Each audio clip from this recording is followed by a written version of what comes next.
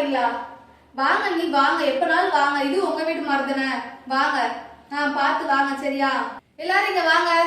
உங்க அக்கா காரி வீட்டுக்கு வராளா? அதாவது உங்க அத்தை இருக்கால, உங்க அத்தை காரி இப்ப 1 மணி நேரத்துல வீட்டுக்கு வந்துருவாளாம். அதனால வீடு நல்லா கிளீனா வச்சுக்கணும் சரியா?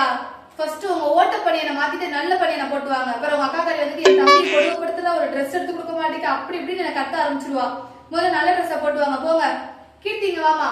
மூக்குச்சிந்தி முனியமா கடத்துல 1 லிட்டர் பால் பாக்கெட் வாங்கிட்டு 5 ரூபாய் ஒரு பாக்கெட்ல 2 வாங்கிட்டு வா சரியா? கொச்சிக்கிற வாங்கிட்டு வா போ. இந்த பாரு கார்த்திகா, நீ இதை வீட ஃபுல்லா என் கூட சேர்ந்து கிளீன் பண்ணணும் சரியா? போ. என்ன நீங்க ரெடி ஆயிட்டீங்களா? சரி, செல்ஃப் மேல கண்ணாடி, டம்ளரு, தட்டு எல்லாமே இருக்கும், அதெல்லாம் எடுத்து கீழே வைங்க.